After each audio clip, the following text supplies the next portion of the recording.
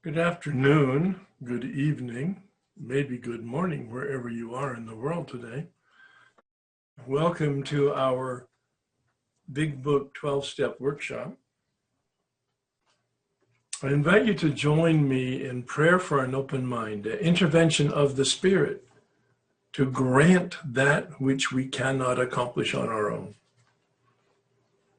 God, please set aside everything that I think I know about myself, my brokenness, the 12 steps, and you, for an open mind and a new experience of myself, my brokenness, the 12 steps, and especially you.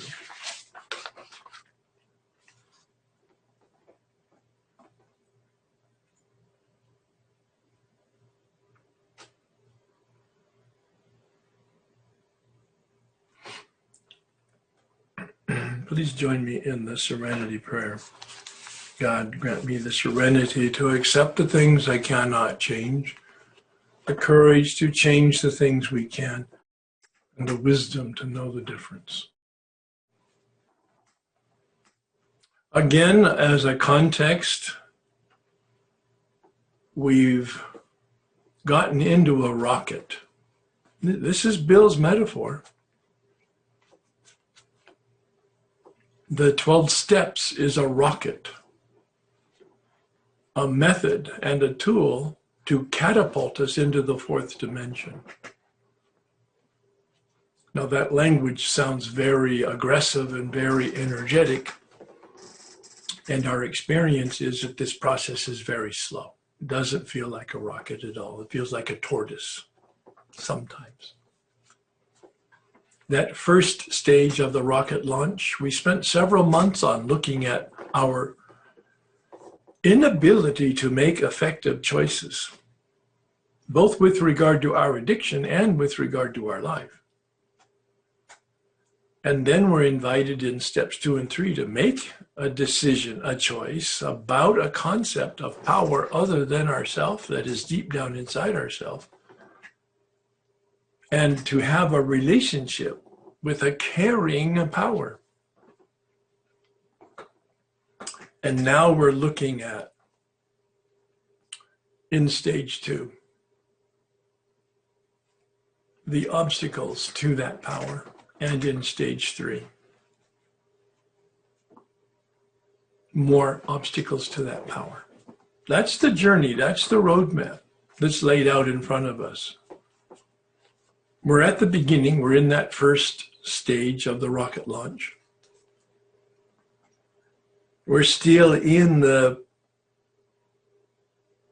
experience. I almost said pondering. We do that too, reflecting. But we're in a place of getting more information, knowledge. That's important. It was for me. I was 4 years sober, and I didn't know why I was an alcoholic, and I didn't know that. I mean, I didn't know that I didn't know. If you had asked me, I would have told you it was my drama that made me an alcoholic. See jails and hospitals and blackouts, etc. But as you've now experienced in this 3-part journey in step 1, there's something wrong with our biology. It's inherited. That's pretty scientific right now. It might not be exclusive, but it's 80% genetic. Our body chemistry is different.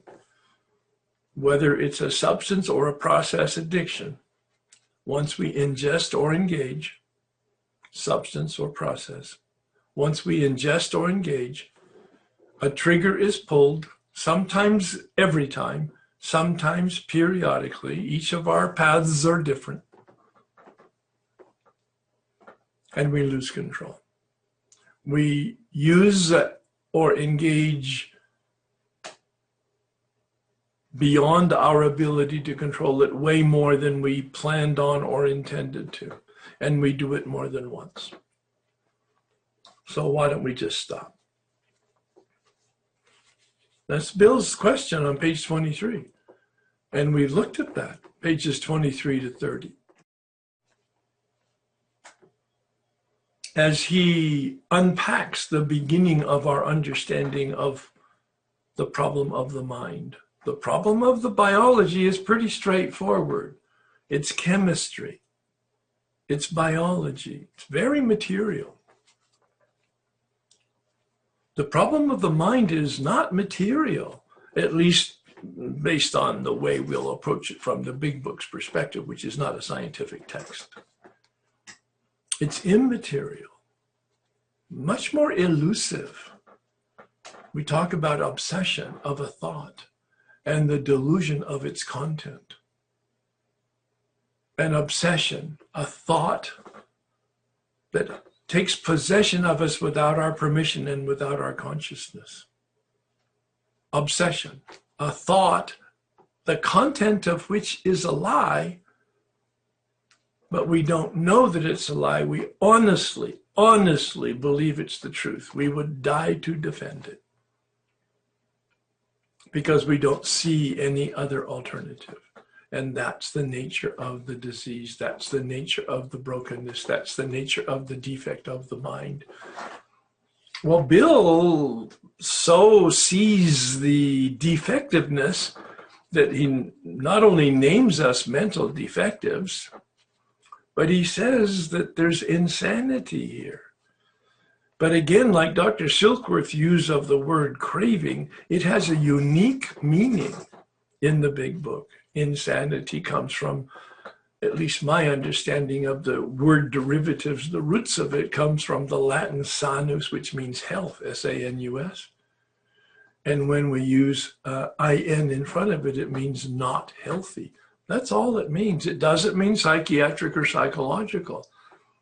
If you've heard me say that before, it's because it's such an important concept. Certainly important in step one, to grasp the experience and the understanding that there's something wrong with our mind. But it's more important in step two, where the word itself is used in the step itself, restored us to sanity. No, it doesn't mean that if we're a psychopath or a sociopath, we're going to be normal. No, if we're a schizophrenic or some other sort of diagnosable DSM psychiatric or psychological disorder, that we're going to now be made normal. No, it doesn't mean that at all. Take a look at the word in the use that Bill gives it, and in fact the definitions that we will look at next week, not this week. This week we're going to look at pages 30 to 35. There's enough material in there to digest for this particular workshop. Next week, we'll look at pages 35 to 43. There's two stories in there. We might get to both of them. We'll certainly get to Jim's story. And at the end of Jim's story on page 37, pay attention when you're reading it and rereading it. Please reread it. It's got a lot of information in it. I'll unpack it next week. But on page 37, Bill defines insanity in the big book. A lack of perspective, a lack of healthy thinking. You see, that's about the obsession. What he means by insanity is that we're hijacked by the obsession. What he means by sanity is that we are protected from the obsession. I'm going to repeat that. It's critical importance. That's what he means in step 10, that we're placed in a position of neutrality. We are given a spiritual shield,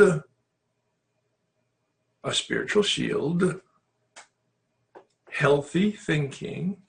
We're given the grace of a spiritual shield that protects us from the obsession, the obscenity, the insanity.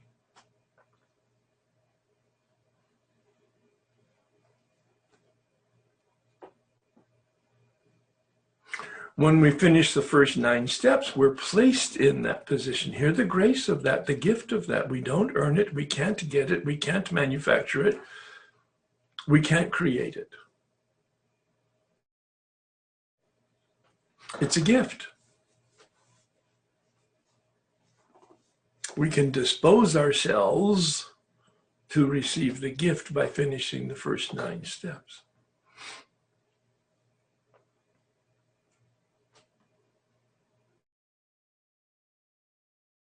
So on page 30, Bill gives us some more commentary on the problem of the mind. He says most of us are unwilling to admit we're real addicts. That's why we spend so much time in the first step, so that you'll look at your personal history. Use the book's knowledge to unpack your own history. That's why the body worksheet, the mind worksheet, and the will worksheet are so important. They're not tests to be answered correct or incorrect, right or wrong. They're questions to prompt you to evaluate with your memory, your experiences, so that you can have an understanding of your journey, your specific path, how you behaved with regard to your addiction. When I started, I could not stop in the body. When I stopped, I could not stay stopped, a problem of the mind. Not an academic understanding of that, but an experiential collapse as an experience of the hopelessness and the no choice. We are bodily and mentally different. The idea that somehow, someday we will control our addiction is the obsession. That's a thought. Not all thoughts are an obsession, but all obsessions are a thought. So the broader category is thought. The subcategory is obsession. It's a particular kind of obsession.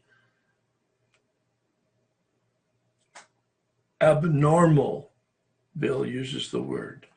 He uses the word illusion here, and later on in the next paragraph, he uses the word delusion. So I came up with an approach to understanding that. An illusion is a misrepresentation of outside sensible reality, physical reality, like a mirage. I look out in the parking lot and I see a puddle. It's 110 out. I get up closer to my car and there's no puddle. It was a misrepresentation of the physical reality based on an illusion of my senses for external reality. A delusion, similarly, is a misrepresentation, but of an internal reality. An idea that I believe to be the truth is a lie. It'll be different this time is the classic one for all of us. And we don't remember to remember that yesterday and the day before and the day before and last year, we've had the same exact experiences, but we don't put the chain of events together. We don't connect the dots. We don't understand or see that there's a puzzle piece here that all fits together to paint a picture of addiction. But we don't know that we don't know, and we can't see that we don't see. The delusion that we are like other people or presently maybe has to be smashed. The delusion, this figment of our imagination, the lie that we are like other people, it means that we're abnormal. But here's the key phrase, or presently maybe. It's awkward language from the 30. What does it mean for us? Or presently maybe. I'll read it this way because that's my interpretation. The delusion that we are like other people or ever will be. We will never be restored to being normal. We'll always abnormal. Our bodies are different and our minds are different. And that's not a negative statement. That's not a diminishment of our humanity. It's like saying, Herb, you're bald and somebody else has hair. Or you're white and somebody else is brown. It's not my fault. It's just my genetics. But the way that second paragraph begins is startling, actually. We learned that we had to fully concede to our innermost self that we were an addict. This is the first step in recovery. It says here, I'm quoting. I don't know why that's not in italics. Probably he didn't want it to compete with the language of the first step itself on page 59. But that first step on page 59 is timid compared to this. Admitted we were powerless over alcohol, got no juice at all to it. Look at this one. We had to fully concede to our innermost self. This is where the term surrender could very easily be used, and correctly. Surrender. I'm completely defeated. I concede. White flag is up. I give up. This is the first step in recovery, to concede, not based on your understanding of the words in the book or the way I talk about them, but your experience in your journey. Asking yourself the question that I want you to have as a mantra during this time of these next couple of weeks. What was I thinking, feeling, aware of 2 to 5 minutes before I relapsed? What was I conscious of? That's the key. Once you take the first bite, the first drink, the first gamble, the first engagement in control, once you do the first, the rest is just story, it's drama, it's totally predictable. And you'll note, if you start talking to me about your story, I will stop you, because the story is interesting for a meeting, and this isn't a meeting. So the story isn't interesting here. The story is just what happens, inevitably, predictably. The real focus that I want you to have is, what were you thinking? What were you feeling? What were you conscious of just before you relapsed for the umpteenth time? I don't mean the first, second, or third time. I mean the umpteenth time in the umpteenth year. Many of you are food addicts, and that will resonate much more than it will with perhaps the other kinds of addictions. We alcoholics, we addicts, we have lost the ability to control. And the real addict never, it's in italics, recovers control, despite pitiful and incomprehensible demoralization. This is a progressive illness. Now, the good news is for us, we just came out of a chapter called There Is a Solution. And we read first half of Bill's story that brought us to his nadir, his bottom. But there is a second half to Bill's story, his resurrection, his salvation, his redemption, to use those words that are really loaded. But how else would you term the kind of life that he had as the result of coming from his bottom and having a spiritual awakening? Progressive recovery. That's why I use the dimmer switch analogy. It goes down a notch at a time, and the darkness descends, and we relapse without realizing that we're retrogressing.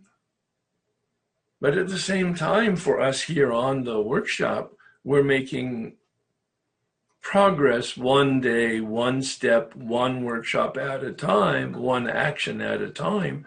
And we don't know that we're getting better, and we don't feel that we're healing. But down the road at some place, when you pause on the path and look back over your shoulder, you will go, well, look at that. Something significant will have happened, something very measurable, something very experiential. I don't know when it'll happen. I don't know what will happen, but it will happen. And I'm completely convinced of that because I've done hundreds of these workshops now. The image he puts here is the loss of control is like the loss of the legs. I mean, it couldn't get any more severe than that. You don't grow new legs. We will never be normal. There is no such thing as making a normal drinker out of an alcoholic, page 31. We try to prove ourselves exceptions to the rules. Oh my goodness. Everyone on the call can really relate to that. Whether it was conscious or unconscious, you tried to live normally. You tried to fit in socially with your family and with your friends and any other place with whatever addiction that you have. And the big book suggests at the bottom of page 31 that we're not going to name you an alcoholic. And the instructions on working with somebody in chapter 7, very clear, chapter 7, we never tell them they're an alcoholic. We never tell them they're an addict. We ask questions so that they can come to their own conclusion.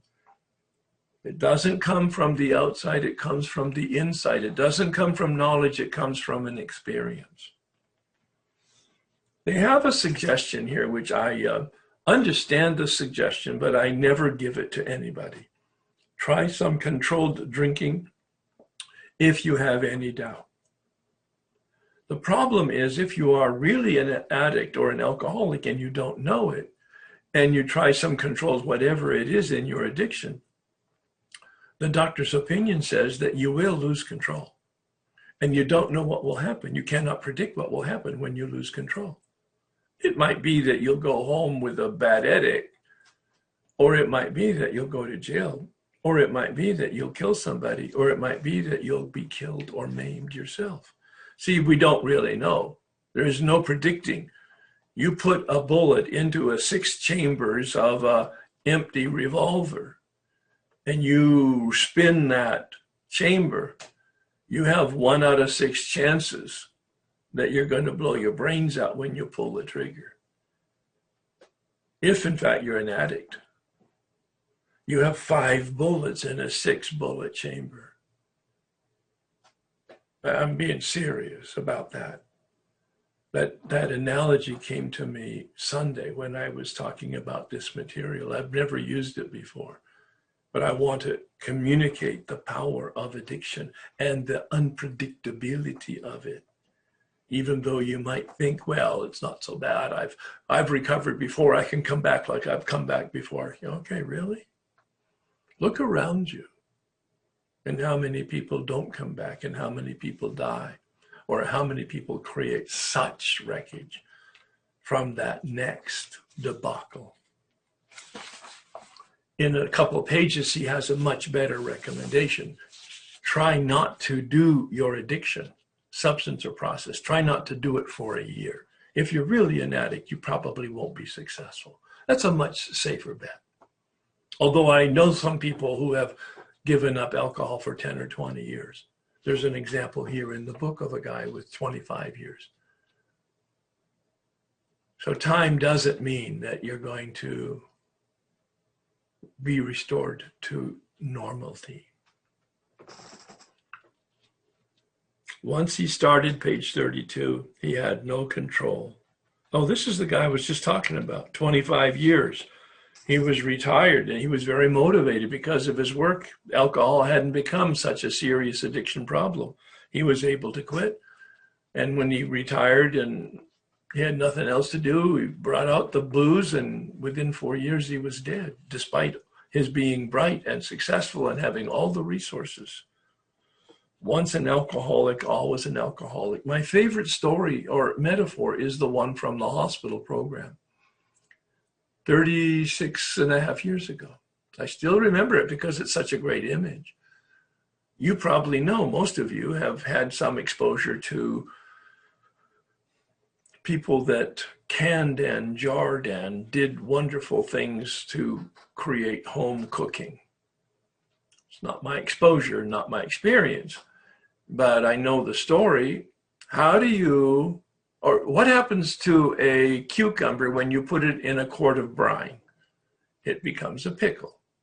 How long after you take the pickle out of the brine and put it on the counter in the sunshine, does it restore itself to becoming a cucumber? Yeah, never. Once a pickle, always a pickle. I mean, that's so conclusive. It's kind of like startling. Once an addict, always an addict.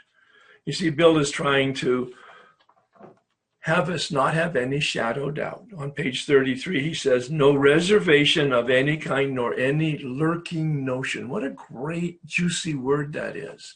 No lurking notion, no faint shadow. Yeah, I got a bad habit. I've had unhealthy background. I come from a family of alcoholics, and now that I'm educated and I've had a lot of therapy and I'm committed to going to the gym every other day, I know so much now. I'm okay. Yeah, maybe. Try it. See what happens. Probably not. Because on page 33 it says, a peculiar mental twist. We're helpless. I'm looking at my highlighted words only. On page 34. Let him try leaving the addiction alone for a year. There's the most sensible experiment, rather than the other experiment that I mentioned of trying some controlled addiction. The question is, he says in the middle of that paragraph, how to stop altogether. We, of course, are assuming that one wants to stop. That's the first question I ask a newcomer that comes to me and says, would you help me? I have a problem. I said, do you really want to quit drinking? Quite frankly, 30–40% of them go, well, no, no, let's not get too radical. No, I want to learn how to control it. Yeah, well, you'll have to find somebody else because that's not my experience. Now, I don't shoo them away and shut them down that quickly. I ask them a lot of questions to try to help them have an experience with it. But that's one of the first questions that is a huge speed bump for a lot of people. Do you actually want to quit? Do you intend on quitting? And it may be too early for them to say yes. This is the baffling feature of addiction, the utter inability to leave it alone, no matter how great the necessity or the wish. See, this is the problem of the mind. How then shall we help our readers determine whether they are one of us or not? See, the problem here needs to be identified by the person. They need to relate to us as an addict of some kind. Once they start, they cannot stop. Once they stop, they cannot stay stopped. If we keep those two mantras in our mind, then we can build our questions and our conversation around that with them. We shall describe some of the mental states that precede a relapse into drinking, for obviously this is the crux of the problem. That's why I asked that opening question. What were you thinking, feeling, conscious of, aware of 2 to 5 minutes just before you relapsed? What sort of thinking dominates the addict who repeats time after time the desperate experiment of that first engagement? Why does he? Of what is he or she thinking? That's where we're going to stop now. Next week, we'll look at the two examples. Certainly one, Jim's story, put a little whiskey in his milk, and then Fred's story. In between that, he has the jaywalker. So we may or may not get both of the stories in, but when you read each of those stories, pay attention to two things. It's in the instructions, but I'm highlighting them.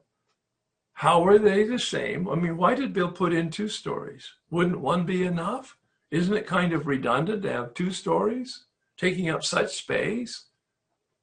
No. When I asked those questions and I reread those two stories, they are very similar, but they're making completely different points. They're making a point that the mind and knowledge is broken and defective, but each of them has a unique brokenness and defectiveness. How are those two stories the same? How are those two stories radically different? All right, so let's just take a look at your experience, your questions with this work. Let's see, in terms of work, I was a lost cause. Everyone in my family pretty much thought that I would need to marry someone with a good job because I pretty much got fired or just left I don't like it anymore. People aren't very nice to me anymore. I don't get my own way. So it sounds like your feelings dominate most areas of your life. I'm sure they did before. No, you just said it. Your feelings about food dominated your use of food. your feelings about your work environment dominated whether you stayed or did a job or got fired. Yes, So definitely before any recovery, it was all about whether it felt good. there you go. There you go. So now you're in recovery, abstinent in a food program, and I'm hearing some ambivalence with regard to the commitment concerning food, or whether or not it's an addiction, or whether or not it's a manageable addiction. Am I kind of getting a sense of that from you? I think so. I mean, I don't think it's manageable, at least not the way I would want it to be manageable. Okay. But I do think it's hard for me to admit these things. Well, tell me, wait. No, and this is where we left off last week, as I recall, and I intentionally wanted you to come back so that we could explore this more deeply, because this is going to be very helpful to you. I believe this conversation will be, but it will be very helpful to a lot of other people as we sort of navigate your thinking about this and your feelings about this. So talk to me a little bit more about it, please. See, that's what's hard, because I walk the talk, I talk the talk of our FA program really well. And I can look back over my life and I have no questions that I am an addict with food. I have many examples of where I was in the food and the food was in charge. The addict was in charge. Okay, but now that you're in FA and the addiction has been neutralized, what is your ambivalence? What's hard for me to admit is that I think I hold on to ideas such as, this is one that comes to mind often, Good. If I get enough recovery, it's not that I'll stop being an addict. It's not that I'll be like normal people, but perhaps I will have enough discipline to be able to pull myself back after I've had a binge. After I have a binge. So you're still expecting a binge, but you're going to say you can manage the binges periodically. I think that's what's been in the past. Right now I'm saying I don't want to have any more. It's just that it seems like I get to this place where I've got about 4 months of abstinence, and I feel really a lot of clarity. I've got a very robust yoga and meditation practice, and I really enjoy it. It's not hard for me. It's not a struggle to get up at 4:30 every morning, 2.5 hours of yoga and meditation. But somewhere something happens and I start thinking about how fun it would be to eat in a certain way. And it would be. And it would be. Yes, it would be. It would be. There's no It always question. has been, every single time. I loved martinis, and I know that first martini would be phenomenal. Yes. But then I can finish the story, and that would not be phenomenal. It would be catastrophic. Right. Yeah. And just like he says in the big book, where our, what does he say? We get worse, always, never better. Was that your experience? Yes. But I used to think if I was abstinent, it wasn't getting worse, that perhaps it was just on pause. All right, so let me try something here because it's my experience. Let me see if it's yours.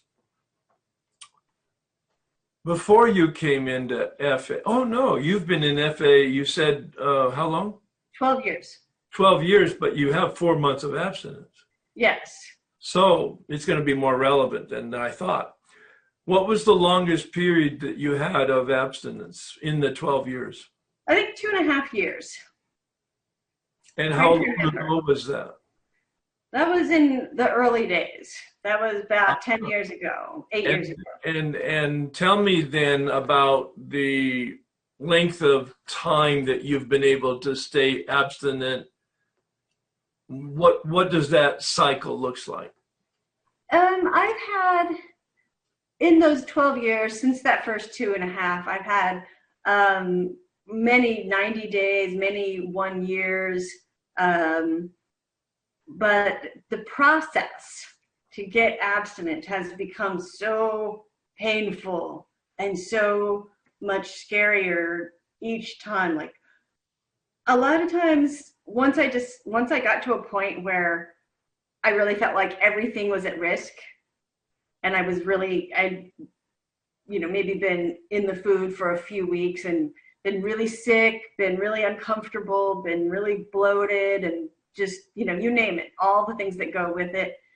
At some point, I just was able to get to this place where I was like, I am miserable in the food, and I am miserable without the food. But if I work the program, I at least know I will start to feel better.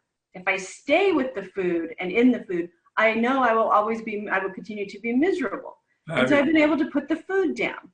But it's gotten so much harder this last time. Really? You mean it's gotten worse? Putting it down has gotten so much harder. Yes. And getting abstinent and staying abstinent has got so much harder. Yes. It takes like... Oh, you mean it's progressive? Yes, but is it progressive when I'm in the food? Or is it even, a lot of people in FA will say my disease is in the parking lot doing push-ups while I'm abstinent. Well, wait. What is your experience?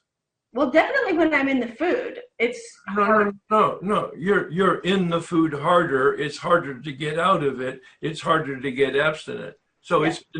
It's progressive. Yes. My question has always been, is it getting worse while I'm abstinent, or is it just getting worse when I'm in the food? What is your experience? You got abstinent 12 years ago. Has it gotten worse? Yes. Did you just answer your own question? Well, I don't know. Maybe it got worse because I was in the food. And you got into the food worse each time. Yeah. Well, actually, no. You go ahead and resist it. You hold out. You hold out. There's a possibility that you might be right. I'm going to try really hard. Absolutely. Yeah. So here's my experience it's not totally parallel, but maybe. I quit for 90 days prior to ever knowing I had a problem. I was in a self-help program that required no drugs or alcohol, LifeSpring. And I had no problem quitting, 90 days.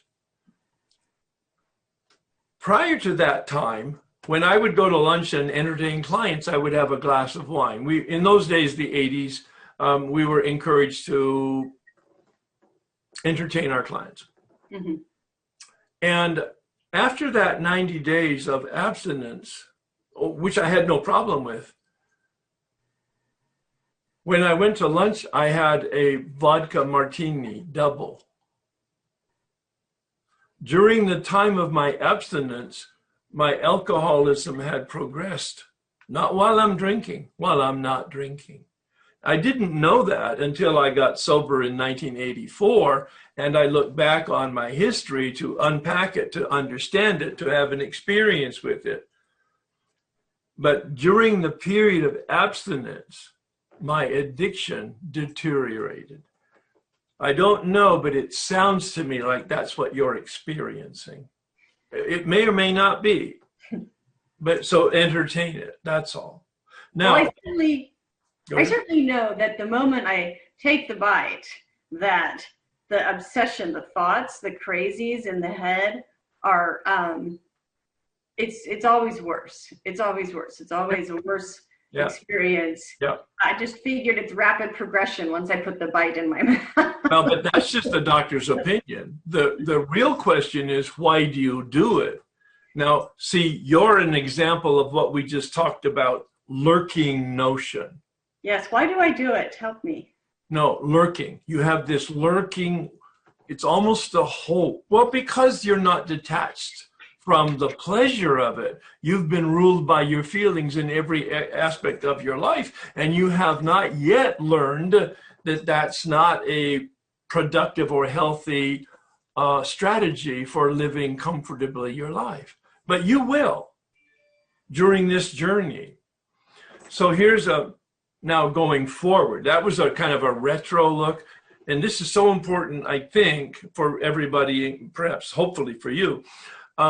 Going forward, there's many times that I say, I have found what I was looking for to such an extent of clarity, excitement, enthusiasm, and feeling good on a daily basis, that even if they created a shot or a drug that would make me okay and normal to drink again, I wouldn't. Because it was never, my drinking was never as good as my life today in terms of my consciousness and my feeling about myself and my energy to live my life. I feel like I'm still in search of a high. And I'm painting a picture of a high that's available. That is correct. When I finish my work here with you today, I will go out and take a little walk because I will be so high. When I finish my meditation in the morning, I probably 30 minutes to 60 minutes now. I'm retired and I've got a 30+ year practice. I am so energized that I can write my books and I can write meditations and I can call and try to help people. I've never had a life experience like that when I was drinking. Oh, the first drink or two were great, but then it really got messy. Mm-hmm. Yeah. And then in the morning, it was like, oh my God. I went out and ran, but it was hard and I threw up a lot. So this is so much better. So, and I'm only painting it this way. The book has another line in it, which is really very applicable to what I'm doing right now. It says, frothy emotional appeal seldom helps. But I'm doing a little cheerleading with my pom-poms right now. For you and for everybody else on the line, that down the road, the spiritual awakening will give you that kind of high regularly, not maybe every day, regularly, sufficiently that will be the immunization. I want you to pick a time that you had some abstinence from alcohol. Is your problem, did you say? Yes. So let's assume that either before you came into 12-step program or after you came into 12-step program, you tried to do without alcohol for a week or a month or some period of time, right? Yes, correct. All right. And how long had you a period of abstinence from alcohol? I'd had just over 3 months. You had 3 months. Is this before the 12-step program or after? This was before 12-step program. I was in a rehab facility. I'm in a rehab. I have 3 months. Yeah, I was in a rehab. In a rehab. I learned some stuff. I made a decision not to drink. I had 3 months of not drinking. And I'm assuming you drank again. I did. Tell me about the circumstances of your relapse right there. Drinking. I don't mean what built up to it. I'm talking about the drinking itself. What did you drink? Wine. Oh, vodka, actually. Vodka. You drank vodka, and were you at home or in a bar? In a park. You're in a park. Yeah. All right. And how did you get the vodka? Bottle shop. Oh, you went to a liquor store and bought the vodka. Yeah. Oh, okay. That's because you didn't have any at home. No. How much vodka did you buy? 750 ml bottle. A nice, good, large one. And did you bring any mix out of the store, or are you just going to have it straight out of the bottle? Straight out of the bottle. Okay.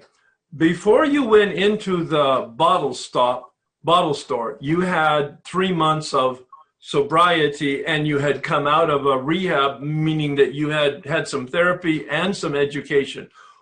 As you were walking to the liquor store, what were you thinking?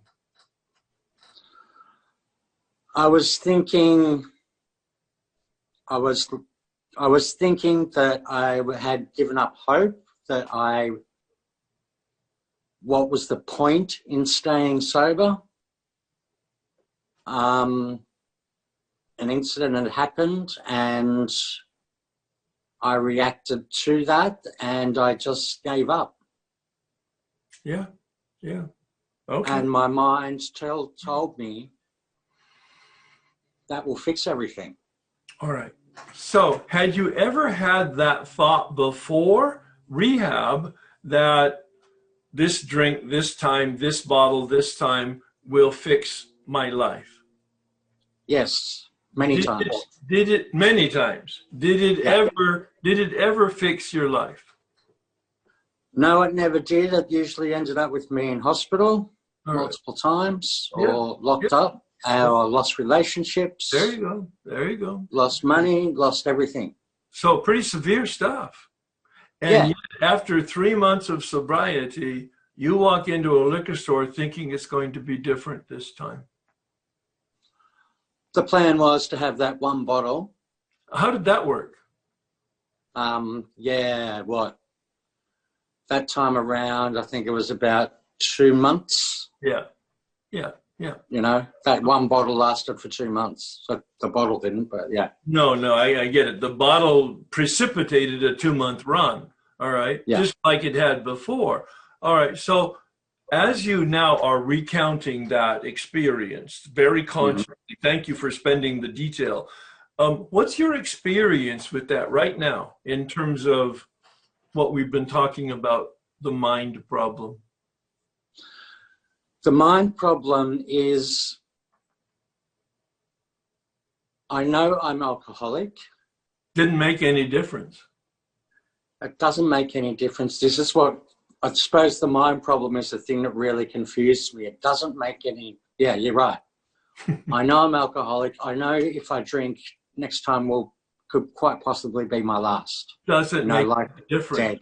Doesn't make No, it hasn't. You're made very any clear. You go to jail, you go to hospitals, you have lots of difficulties, you lose jobs and relationships, your life goes into the toilet, and you do it anyway, and you've done it many times. Yeah. What's wrong with you? I'm alcoholic, and Nope. no, there's other like psychological issues as well. Nope. What's wrong with me? Yep. That's the question. What's wrong with you? Based on what we've been looking at in the big book. I have the delusion that I can drink like other people. You get hijacked by an obsession, and actually you're not that impressed by it, even though you understand it. Yeah, well, exactly. Like, and you know, it's on page 30, even after a considerable period, we get worse, and even still worse relapse, which is me. But that doesn't stop you. That information and experience doesn't stop you. No, it doesn't. I want it to. I understand that desperately. Yes, I've had to, I do have a really good step guide sponsor, but we're back at step 1 now, again. Good. Yeah. And, so what's going going to be different this time? Well, Herb, honestly, I know the alcohol's the solution to a lot of problems. Like, my character defects are numerous. My fears are numerous. What's going to be different this time? Don't give me a lot of words. What's going to be different is I have to hand myself over to a higher power, commit to the work 110%, which I had done before. Of course. And I do have to learn to, when I come across these emotional triggers, to hand it over to a higher power and go for a walk, take time out. Don't get myself worked up over it. Don't walk into a bottle shop, walk down to the beach. Talk to your sponsor for sure. And yet, see, there's nothing that you can do to prevent another relapse.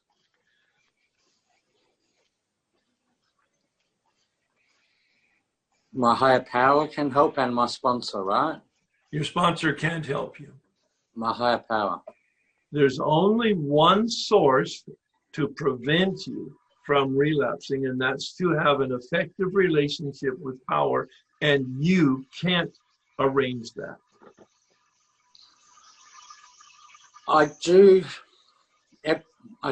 build a connection with God, and then I lose it every time I relapse, and I have to rebuild that again. No. You relapse because you lose the connection. Yes, you're correct. Fully, yes, you are. That's right.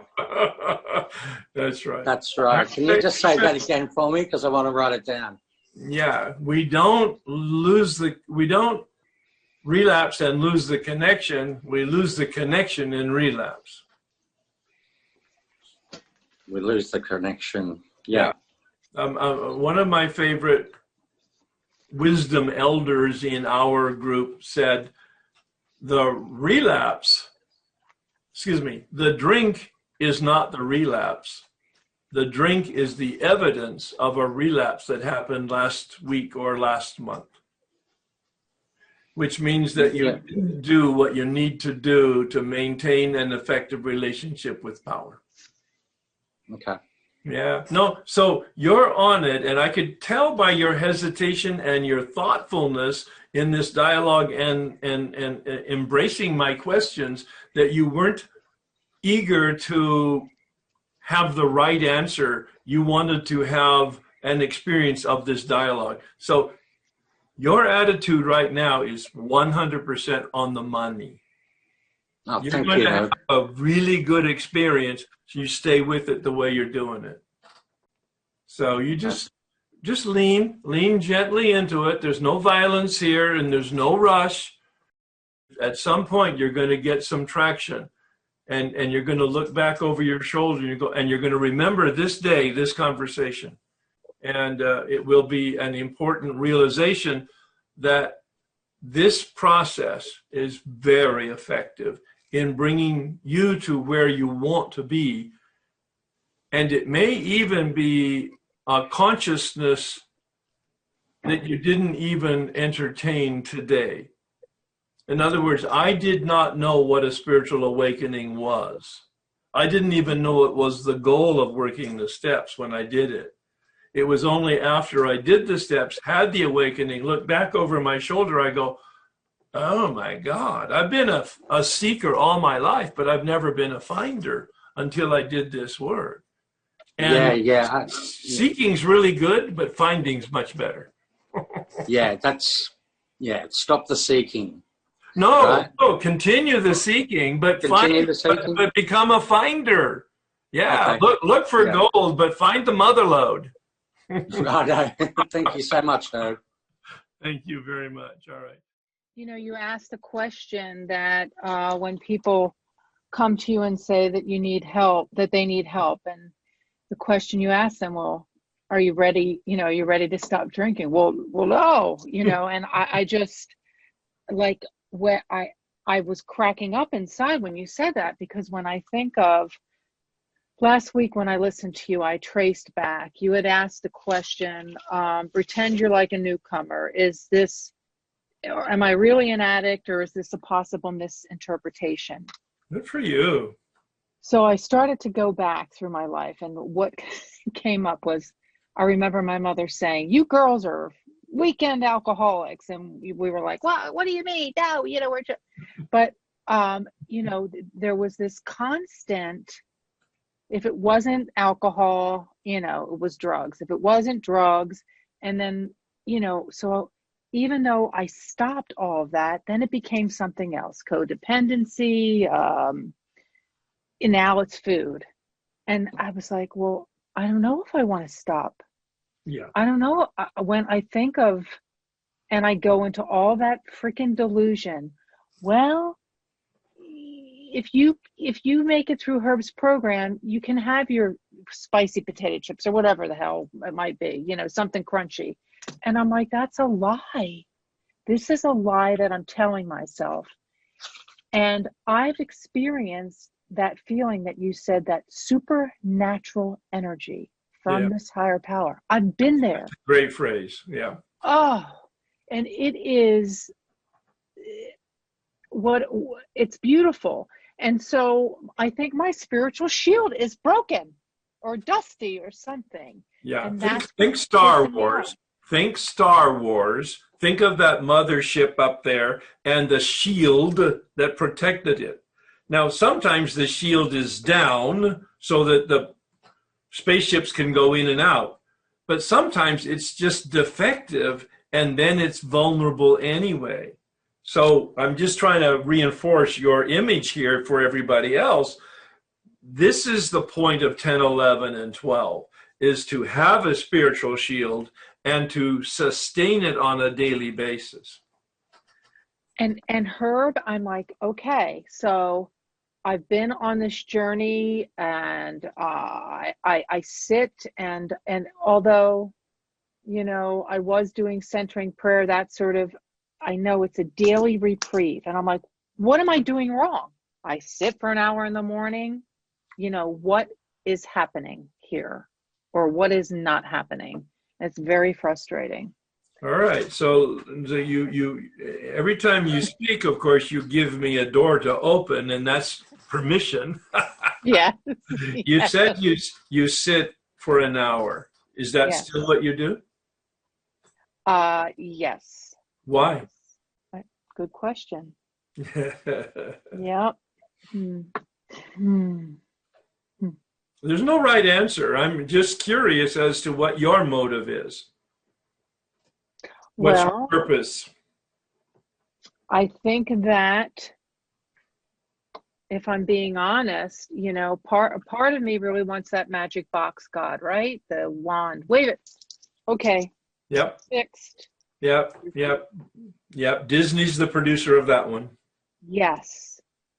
I think there's this just inner, like, that's going to happen.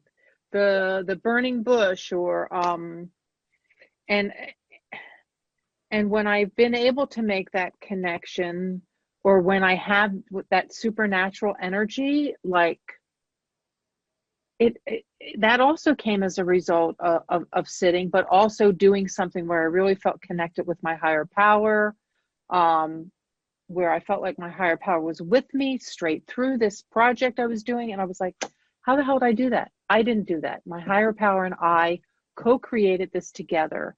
I like the phrase, by the way. And did that right together. And so, I don't know, maybe I need to mix it up. I connect. No, I don't. I'm not recommending that you change anything. I'm recommending that you become conscious of what you're doing and why. Yes. I want that. But see, it's not about the feeling, and it's not about the knowledge that might come in a particular set. I want to be free, Herb.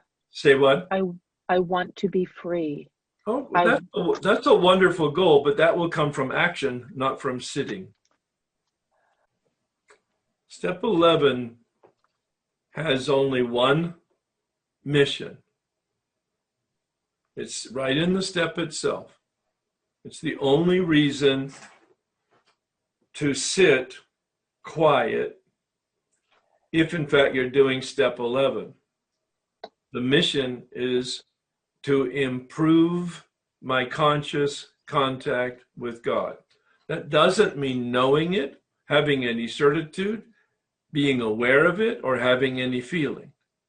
That's my purpose, and I'm going to sit there and I'm going to listen. Meditation is about directed listening so that I get guidance for the day. Yes.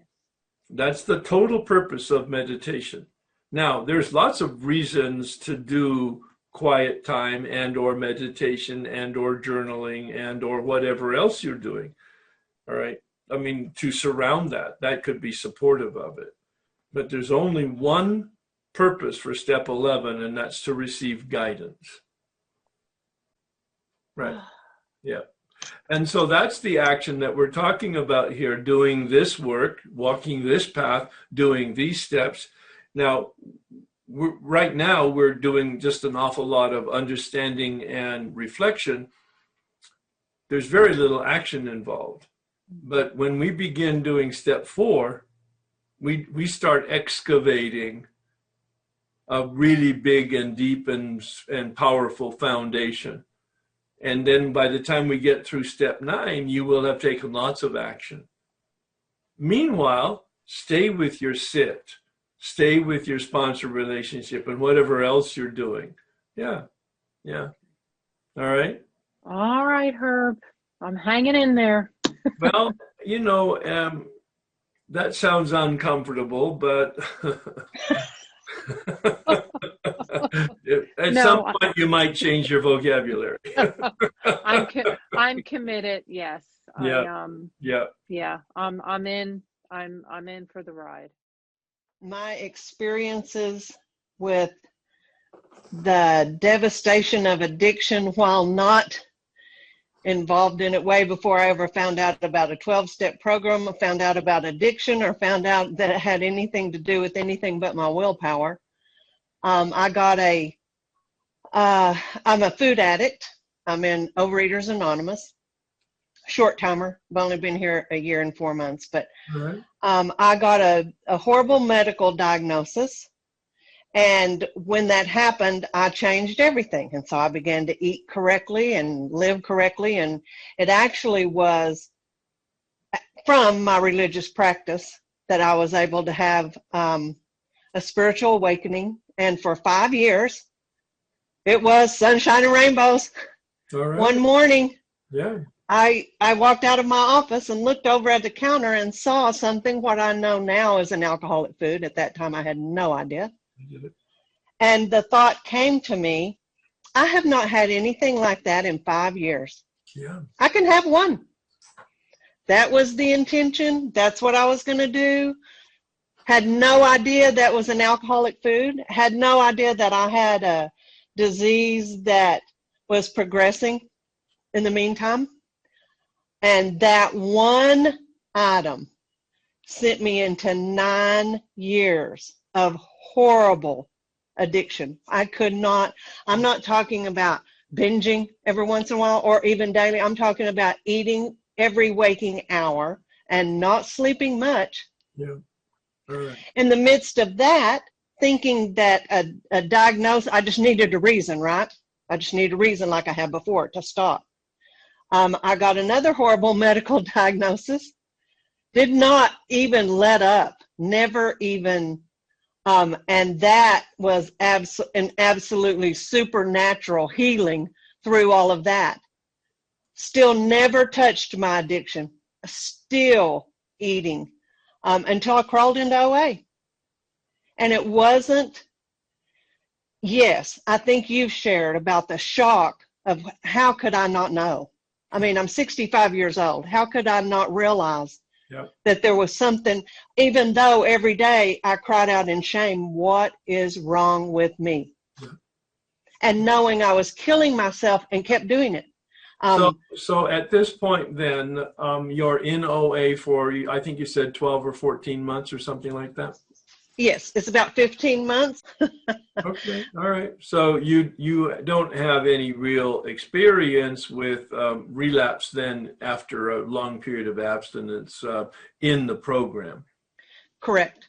But you had 5 years of abstinence in your own program, which worked for you for a while, and then you did a really nice job of describing what you were thinking and feeling and conscious of just before you picked up that food that you hadn't had for 5 years, and it took you out. So that to me is a very good example of the obsession that hijacks us without our consciousness and without our permission. And it was pretty quick and pretty lethal for you. It was, and every day of that time saying, what difference did one make? How did I get here? That's interesting, but just the wrong question. Because you were there. Right. You had set up phenomenon of craving. Now, you didn't have any knowledge or information to be able to understand it. So I understand the question, but it's the wrong question. See, when we ask the wrong question, then any answer is irrelevant. We have to get the right question. And then when we get the information connected to the right question, then we might have an experience and get some traction. That's why I do what I do with such specificity. Especially this call has been just like that. I've really spent a lot of time with people, more than normal, trying to get some specificity, not just for the person themselves, but for the balance of the people. We've got over 140 people on this call. That's like startling to me, but it's wonderful. And so I'm looking to use you as a sort of a leverage point to have everybody else understand the dynamics of this and to relate it to their own experience, so that they can in fact have a new experience with the compulsion and the no choice and the obsession and the powerlessness of it all and the hopelessness of it. Absolutely hopeless. Yeah, but you're in a good spot right now. So I'm not trying to diminish any of that, but I'm trying to emphasize the experience that you had after 5 years of abstinence, and such little thought that went into it. And then once you pulled the trigger, 9 years, that's a long, long stretch, right? Right. And it's also very debilitating to the human body. Well, of course, yeah. So you're lucky you survived it. But I saw how interrelated these two things were for me, food addiction and sex addiction. Yeah. So I really got back into not the old trouble with the food. I mean, I thought I was managing for a couple of years, and then I never brought all the weight back or anything, but I got into the mental suffering a lot, and I was really faking like I was fine at parties or with people, or I was just managing, and I wasn't. I was keeping up a bad front, but everybody looked. The delusion that you were managing. Right. And there was a part of me that thought, I don't want to go back in with those low lifes, all those addicts. I think I have this, of course I am one. But so I don't know, that's kind of all I have to report. It's gratitude, but it's also just kind of tender at the moment. Yeah. Well, but see, what's happening though is the set aside attitude is having its way with you. Yeah. And you're being opened up and you're conscious. For me, that's the reward. When I hear people become conscious about being unconscious and feeling some discomfort, not necessarily pain or suffering, but if that goes with it, that goes with it, because it's the prelude to a new experience. That set-aside prayer has been especially meaningful, and I say it several times a day. And just that sense of, because I still hold on as protection and defense sometimes of my way of thinking. I want to be all Zen on my front side. That set-aside prayer is so powerful, and just, and it's getting into crevices too. I don't need to do much more than that. I can kind of relax. That could almost be all I do in a day, is that set-aside prayer. And if I'm really willing to let that inhabit me, kind of that prayer is just wait, listen before I speak. Soften my glance. I had a quick, even if it's internal reaction, soften that perspective. Nice. It's very humbling right now. Yeah. Well, and that's a good thing, actually. Mm-hmm. Yeah. Humility is the truth. Humility is a perspective on reality. Yeah. And there's nothing unhealthy about healthy humility. Yeah. Thanks, Herb. And that I'm never going to have a new experience and get past this sort of spin cycle I've been in unless I really am willing to do something different. And the question, of course, is, am I in enough pain that I'm willing to do what it takes? Because I'm the kind of a person who needs a lot of help. I got to do a lot every day. I need a lot of help. And some days I haven't been willing to do it or felt overwhelmed. Yeah. Honesty sneaks in.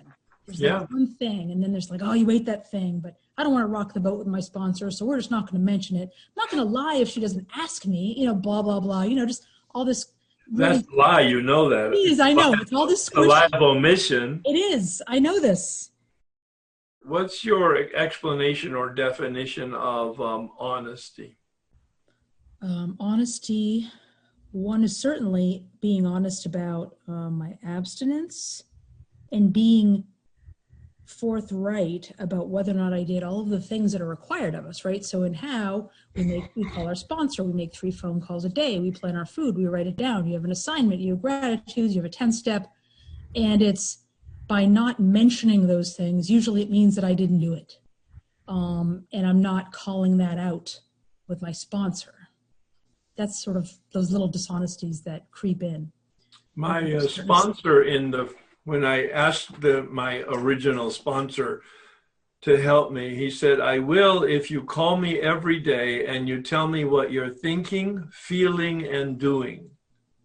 I said, okay, I can do that. And he said, I want you to be transparent. Mm-hmm. I had no idea what that meant. So I said, what do you mean? He said, I want your insides and your outsides to match. I didn't still know what he meant, but I said, yes, Lloyd, of course, because I wasn't going to embarrass myself by being ignorant. But from my standpoint, that's what rigorous honesty is a transparency that my insides and my outsides match. There's no hesitation. There's no shadow. There's no subtlety. It's just, now, of course, that needs common sense because we don't need to be disclosing to people who's none of their business to know what it is, but you know the difference between that appropriate and inappropriate. Right. Yeah. And if you have any doubt about that, that's what you discuss with a sponsor. Right. Yeah. No, you're right on the money. That's right. And with the set aside attitude in prayer, commit to rigorous honesty. That's the term, chapter 5, how it works. Mm-hmm. He spends a lot of time talking about that. All right. Thank you. The 12-step programs, any of them are based obviously on the 12 steps. Each of them has their own culture and protocol. Each of them has their own humanity. Each of them has their own difficulties. But at the core, did I say at the core? At the core. Is the 12 steps. Yeah. You see, the fellowship is not the 12 steps. The fellowship is not the program. The program of recovery are the first 9 steps. I don't care where you do it, how you do it, when you do it. The program of recovery is the first 9 steps. And so this is a rhetorical question for you. Hopefully, as you navigate this workshop with us and do the assignments in between the workshops, you'll have an experience with the steps that you've never had before. Because your commentary on your history told me that you have not connected to the steps in an effective way. One of the supplements you could explore, in addition to this, if you had time and interest, would be a vision for you, that telephone call. It's an OA subgroup that has like 3 calls a week, 3 calls a day, 7 days a week, I believe. And they are committed to talking about the big book and the step process out of the big book specifically. I'm very impressed with their level of understanding and also recovery. So that might be something that could support you periodically on your journey as you're doing this work. The final thing was you started out talking about the quiet time. And I regularly challenge people, not in a confrontational standpoint, but in a effort to have people be conscious about what they're doing, because a lot of people are doing it robot style. They're taking direction, they're following direction, they're doing what they're told. All of that is good, but they don't know why they're doing it, and they don't know what they're doing it, and they don't know how to do it. I find that particularly true with quiet time. And so I always ask that question, and more often than not, probably 90% of the time, it's as if the deer is in headlights. It's kind of like, what? What?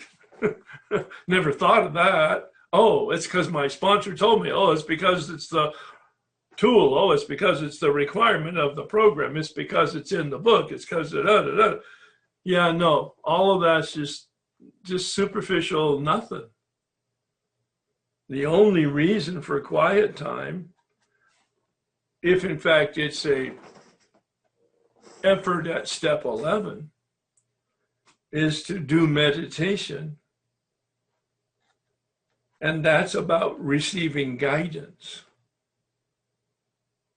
The total point of meditation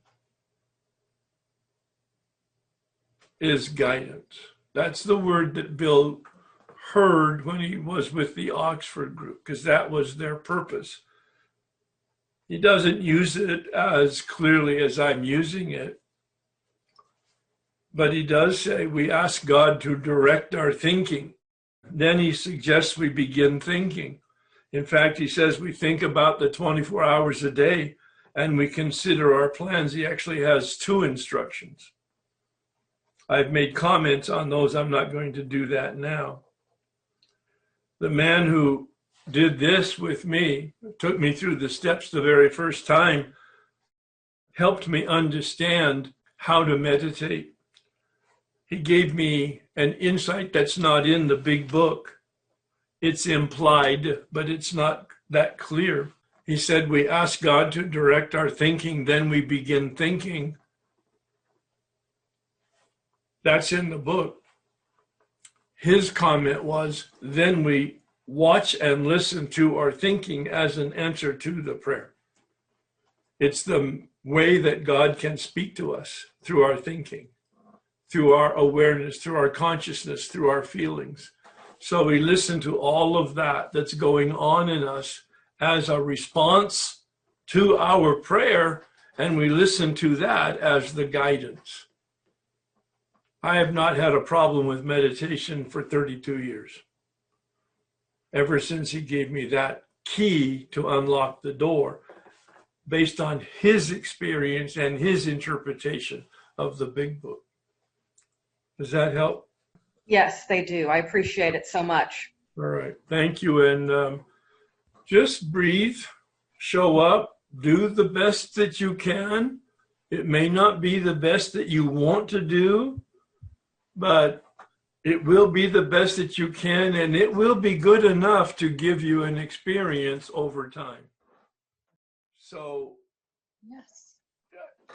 I'm just so glad that you're confirming that you took the direction and that you're having a good experience with it. Thank you. I am. So it was wonderful to have you ask me if I had an AA sponsor, because that started the whole ball rolling again. Yeah. And I felt joy, and that's what I want to access. So thank you. Yeah, as a new person in the program, I felt that meetings were the key, because that's what my sponsor said, go to a meeting every day. And for 4 years I did, and I didn't change. Then I had the grace and the insight to get a step guide, and he took me through the steps. And I thought, as the result of that, oh, the steps are the thing. I became an evangelist about the steps. Yes. Yeah. And then after I mellowed out a little bit and I did some continuous meditating practice over a period of time, I realized that it's sponsorship that is the key. Because if you have a sponsor, an active relationship with an experienced person, you're going to do all of the moving parts. And it's all of the moving parts are important. Meetings are important. They're not critical. They're not the program of recovery, but it's where we hear the witness, both to the mistakes and to the successes. And it's also where we find companionship, and it's also where we find people to help, and it's also where we find people to help us. So meetings are wonderfully important. But the steps are the program. I can't do them on my own. I can't even understand them on my own. And if I have a sponsor, an accountability partner, a teacher, if you will, I use the word lightly, a mentor, a guide, then I'm going to be participating in all of the moving parts to the extent that I need to. I don't need a meeting a day today. I'm 36 years sober. I go to a meeting a week, a formal meeting where I'm not in charge. I'm not important. I'm just one of the many seats in the room, all right? Because I want to stay connected to the fellowship. But I spend a lot of time on an individual basis, one-on-one, either helping people through the process or other kinds of activities. This past week or two, I've really started to dig into the assignments a lot more instead of just showing up, and really been journaling a lot.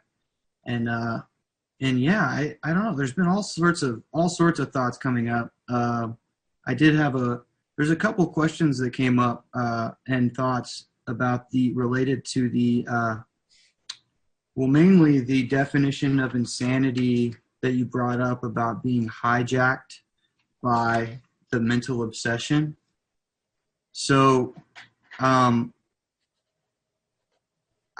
wrote down here that my brain is kind of like a jukebox of random memories and regrets and fantasies and judgments. And the obsession, my mental obsession, it kind of starts off even before. So I'm a recovering sex addict. That's my core addiction. And it kind of starts even before the specific addictive thoughts. And it's these other things. And I've realized how much I get hijacked by, well, something you brought up before with other people. I get hijacked by my own story. I get hijacked by all these elaborate fantasies about alternative realities where I would have made one choice differently in the past and everything would have been different.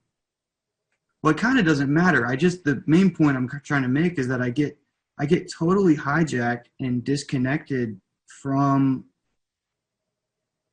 the present and from reality. And I guess what I'm trying to is how do I keep from getting to that first point? Yeah. When sometimes that chatter just feels so loud and so distracting. There's a lot of answers to that question. It's a really good question. Many of the men I work with have a history of being dominated by their feelings. They are not aware that that's what hijacks them or distracts them or takes them off in different directions. They have very strong feelings, which are biochemical reactions to our perception that come out of the midbrain area, the limbic system. And some people have it stronger than others. I don't particularly have that. In fact, I'm the kind of person that needs to foster their feelings in order to even be aware that I have them. All right. That's just biochemistry, and it's probably back in my cultural family of origin stuff also. But a lot of men that I work with, not that women don't have it, I just don't have that exposure or experience on an individual basis, have expressed it the way you do. Some of those men have such a level of distraction that they find that it is diagnosable as ADD or ADHD. Just saying, it's an area, if you haven't explored it, you might want to. if in fact it's sufficiently an impediment in the way of the quality of your life. There's a book by a psychiatrist or psychologist called Driven to Distraction, which might be, I haven't read it, but I know about it, and it's been highly recommended. Driven to Distraction, which might be of some value in that area. Having said all of that, I have found that the solution, other than some of the stuff that needs to be done in response to what I just talked about, the real solution for the men who take the suggestion is to do the step work, to finish the 4th and 5th step, meanwhile developing a consistent daily practice of meditation, because the practice of meditation, as described in the big book, is a discipline to contain the fire. In California, we have brush fires on an annual basis. They make national television because they're so horrific. And brush fires are horrible, they're destructive. But fire in my fireplace is warming and wonderful, or in my stove is very productive. A fire contained is very useful. A fire not contained is very destructive. And that's the way I approach feelings and thoughts. The whole purpose of meditation and the quiet time is to contain our thoughts and our feelings in a way, and it's a practice we learn over time. And Bill says right at the end of page 88, right at the end of his discussion on meditation, he said, we are undisciplined, so we let God discipline us in the way we have just outlined. So my competence is in helping people understand and do the steps, not in biology and psychology, although I have some acquaintance with it. A direct answer to your question, I believe, is doing the 4th and 5th step, meanwhile developing an 11-step practice on a daily basis. And over time, you will practice and you will practice and you will practice, and you will contain the fire, both the thoughts and the emotions, the feelings. What do you think? What's your response to all of that? Oh, thank you. That clarifies more than what I asked, actually, because you always get more than you buy. yeah, it's a good deal. No, I think one of the things that clarified for me is that I feel like I've been struggling harder. I almost make myself feel bad how hard I have to work to stay sober. Oh. Because it takes almost constant redirection. I mean, and I've been a chronic, this isn't my only addiction, but this is the one I'm focused on right now. And in this program, I'm a chronic relapser, and it's just been, and actually since doing this workshop, I've had the longest stretch of continuous sobriety, and probably just a coincidence, probably. Yeah. Don't give it another thought. So I'm riding that, and it feels good, but there's this underlying fear there of the relapse, but also I find that I'm having to redirect my attention towards my higher power and ask for guidance like 10, 20 times a day in order to stay sober. Mm. And that's what it's taken for me. And well, it's reassuring to hear from you that it sounds like what I'm doing right now is really heavy containment.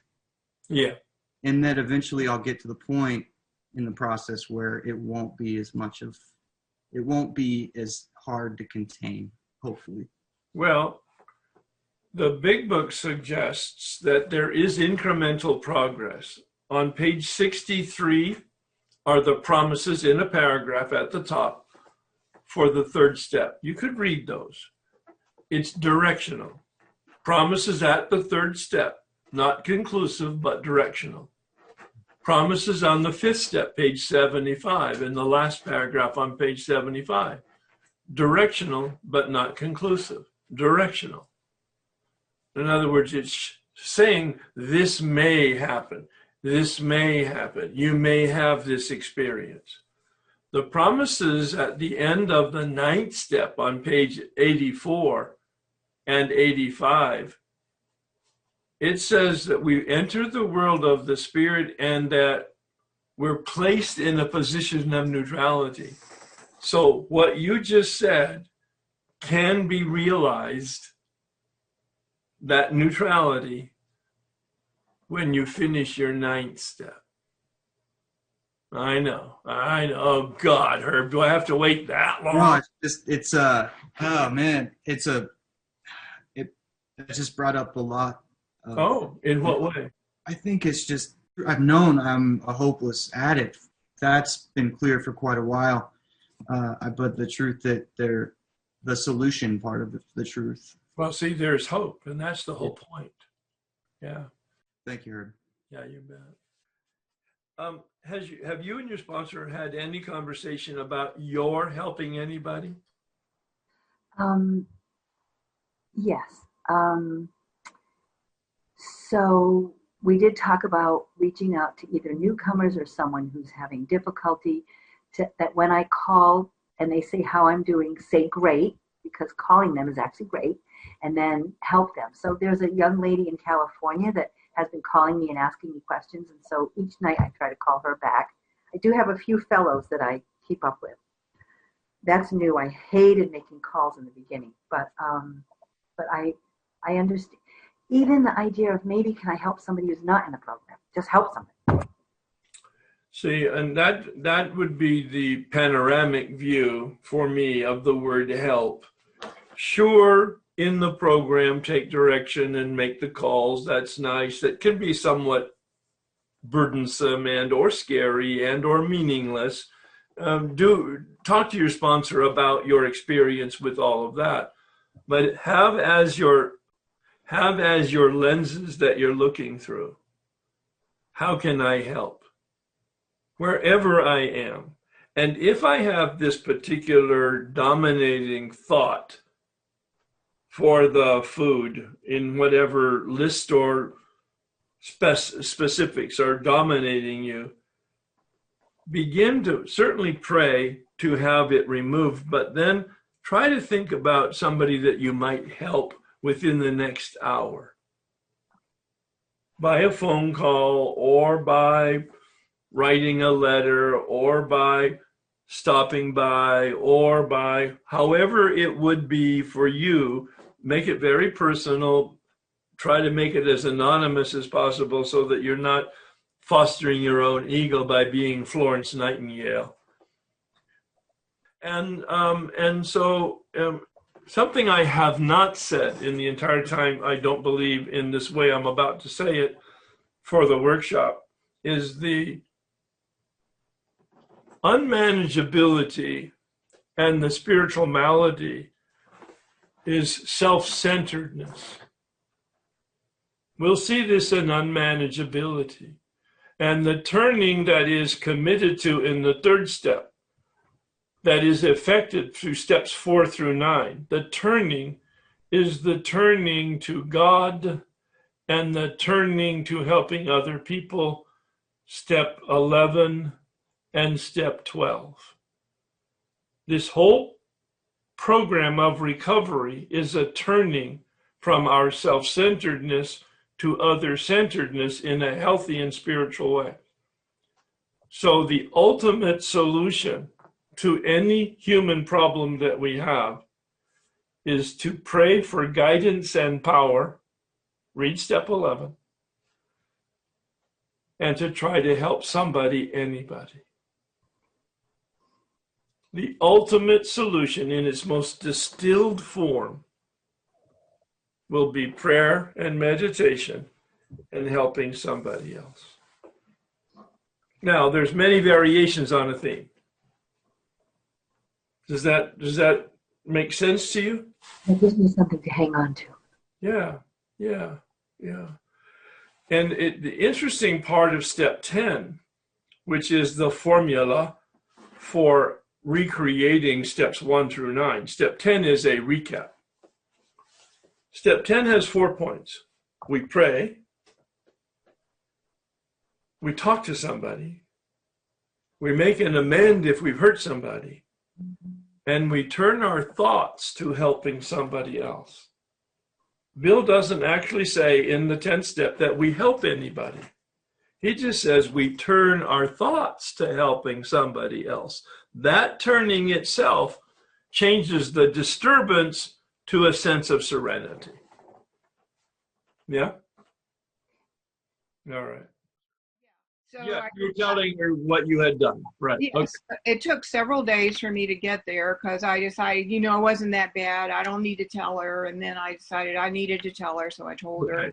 Right. And then what she said to me is, you lied to God, and I want to know what you're going to do, what you want to do about this. And she wants me to text her. And I felt so much guilt and shame and demoralization. I mean, I really felt like dropping out of the program. I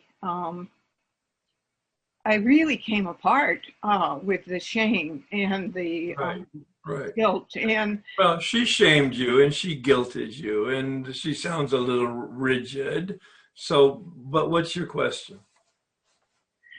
Well, my question is, I guess, how do I come back to her? And also, I miss some integrity by saying, that's a little bit harsh here. I would appreciate some compassion, some appreciation for me being honest. And I'm trying to learn here. I don't need to be smashed and slapped in the face. I really need to be coached. Well, it's a relatively new relationship, is it? Yeah. It's only been about 3 weeks. The formula that they taught us in the hospital 36 years ago for effective communication has stuck with me. Tell them what you see. Tell them its impact on you, and tell them what you want. So you're establishing a new relationship with this person, and the communication had a speed bump there, and she doesn't sound real smooth there, a bit judgmental, but you can't tell her how to behave. That's not your job. You can tell her what you want, what your reaction was, and how you'd like to proceed. You can tell her what you feel, what you want, how you would like to be treated, but you can't tell her what to do. So the words that you used were mostly pretty good. Thank you. You were very direct with me about what you want.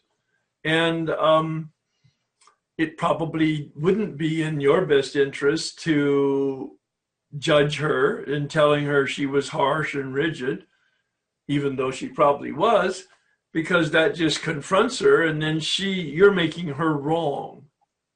So what do you want? I wanted to be treated as, I need a coach, and I need support, I need direction, and I want a safe sounding board. That's really what you are asking for, right? Yes. And then there's one more piece too, is she is very religious, and she will answer in Christ, this and then the other. And, I'm of the same faith, but I don't do that. I keep it separate, the spiritual thing and the religious thing. And I feel pressured by her to, with that. And I would kind of like to ask her to back off from that. And I would like to keep it more neutral and separated. If you would not use the term, I want you to back off, because you're telling her what to do. If you would use the term, I would love our conversations to be more neutral with regard to religious terminology. I'm a Christian, you're a Christian. We might do it differently, but it doesn't really have much of a place in the 12-step fellowship. Okay. Bill made an effort to be neutral in the big book, and let's try to maintain that. sweet. Yeah, you're right on. Your instincts are good. And if you tell her what you're seeing, what you're feeling, and what you want, then you keep it on your side. And if she wants to help you, she will. If she wants to be right and to control you, she will make an effort to do that, and then she's the wrong person. Okay. Once again, all obsessions are a thought, but not all thoughts are an obsession. So you're in a place where you're having to make a decision about whether your thoughts are, even though they're conscious, if they're leading you to uncontrolled behavior. Yes. That's addiction. And if That's what it feels like. Well, and that's, I think, where you said you were going. And it's about helping somebody or filling in a blank for them that they need to be filled in, or that they're expecting you to fill in. And because they're expecting it, you feel a responsibility to do it. Yes. Yes. And that's by I think by anybody's description, that's codependency. So it's kind of a very subversive and very difficult addiction to deal with. Are you, what 12-step program are you in? I'm in OA.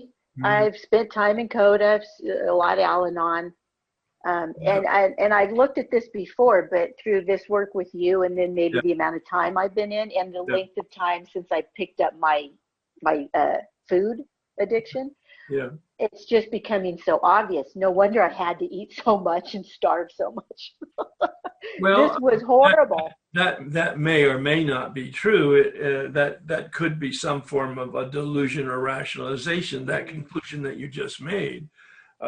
You've got to have a reason for eating. And any reason will do, as long as it protects your eating. Oh. That's what I just heard. So I'm just saying, stay open to it all. Meanwhile, you do this work, stay conscious, keep the questions as you have them. If you want to explore the dynamics of codependency, I would invite you to read Melody Beattie's book, Codependent No More. And if you've read it before, read it again, but with the set-aside attitude that you've never read it before. I've read it 3 times in the last 10 years because it's just so basic and it's so well written. That's a good suggestion. I will do that. Thank you. My sense is, and I feel pretty strongly about it, it doesn't matter why we approach the steps. What addiction, what problem, what quality of life we have, it does not matter. It's good to have information, and it's good to have an experience, and it's good to have clarity, but it does not matter. What does matter is that we get into steps 2 and 3 and make those decisions about power and a relationship. And that we get into, and to the best of our ability, do 4 through 9. And on the other side of 9, we will be placed in a position of neutrality, because we will have entered the world of the spirit. And whatever the problem was, identified or not identified, will have been resolved. Thank you. I've never said that before, but thank you for the conversation, because I believe that in my heart. I take everybody who wants to go through the 12-step process, whether they're clear or not, whether they're sober or not, whether they're abstinent or not. And by the time they finish the 9th step, whatever their presenting problem was, conscious or unconscious, it's been resolved. No matter what the problem is. All right? Thank you. Thank you so much. Wonderful, great, energetic, courageous, vulnerable meeting. Thank you so much for showing up and being who you are. We'll be looking at the balance of the assignment, pages 35 to 43. We may only look at Jim's story. just because I want to spend a lot of time with you exploring your experience and maybe helping precipitate your experience. So read and compare and answer the questions that are in the Way of Life document on the mind, or at least be prepared to answer them in a couple weeks. And let's close with the Serenity Prayer. God, grant me the serenity to accept the things I cannot change, courage to change the things I can, and wisdom to know the difference. Thanks, everybody. Have a wonderful weekend. If